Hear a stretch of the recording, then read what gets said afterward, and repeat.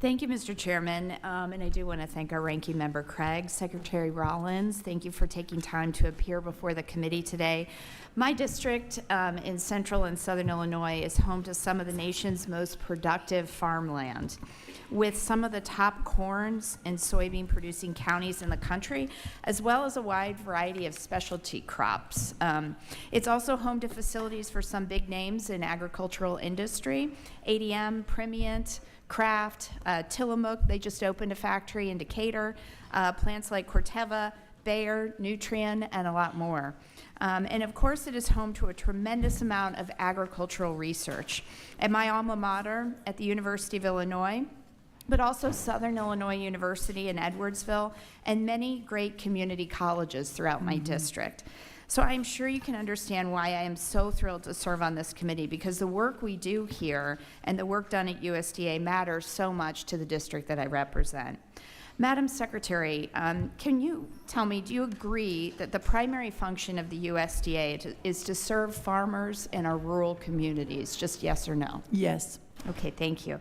Madam Secretary, I do have some concerns about the way things have been going just over these last 6 months. Just to start, the President's budget for USDA was abysmal, in my opinion. It kneecaps agricultural research, threatens American dominance in international development, forces women, infants, and children to go hungry, and decimates NRCS. Just last week in this committee, we heard directly from farmers about the importance and success of conservation programs for their operations. The idea that we would take away opportunities to improve farmers' livelihoods and to completely eliminate conservation technical assistance, which farmers have told this committee directly that they rely on, I think is ridiculous. I urge you to be thoughtful about the impacts of the suggestions you have made. These are not inconsequential programs. There is no backstop. Please consider the farmers that you do claim to serve. I also want to bring to your attention some changes that have been made that have serious issues within my district. The elimination of the local food purchase assistance and the local foods for schools programs they both were incredibly important, and it is distressing to my community that they've been eliminated, and across Illinois as well, sharing that concern. This program was an incredible opportunity to connect farmers with their neighbors in need, as well as local small businesses. I'm lucky to have a great relationship with Solo Gratia Farm in Urbana, a vegetable and fruit operation whose primary goal is to provide food to local residents, particularly for vulnerable populations. LFPA helped them accomplish this goal. They also were connected to local small businesses through LFPA, like Martinelli's Market in Champaign, Illinois. And Martinelli's is also dealing with the administration's tariffs, driving up the prices of their ingredients. So the rug was pulled out from under them when USDA canceled the LFPA contracts which helped them to buy locally and feed our communities. Now tariffs are driving up Martinelli's overall prices, and Solo Gratia lost its purchasers.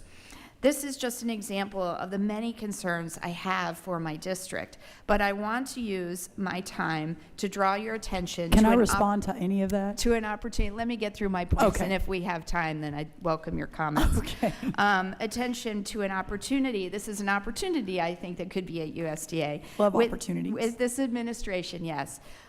So with this administration shuttering of USDA, USAID, I mean, Feed the Future labs across the country have closed, with the exception of one at Kansas State University, the Climate Resilient Cereals Lab. One lab that was impacted and therefore closed was in my district. The Soybean Innovation Lab, or SIL, at the University of Illinois, has been conducting critical research for over 12 years on new varieties of soybeans. This research not only supports developing nations, but it supports domestic growers. Development of soybean genetics in the United States helps us to maintain our global dominance in the soy market, which is critical for the farmers in the heartland. It also introduces brand new international markets to American products, which I know is a mission of this administration.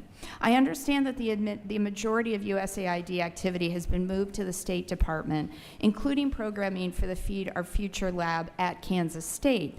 Madam Secretary, I ask you to please look into the importance of the Soybean Innovation Lab for American agriculture. Is that something that you would be willing to take a look at? Yes, I'd be very willing to do that and follow up for That a would be conversation. wonderful. Yeah, Thank you, Secretary. Thank you. I yield back.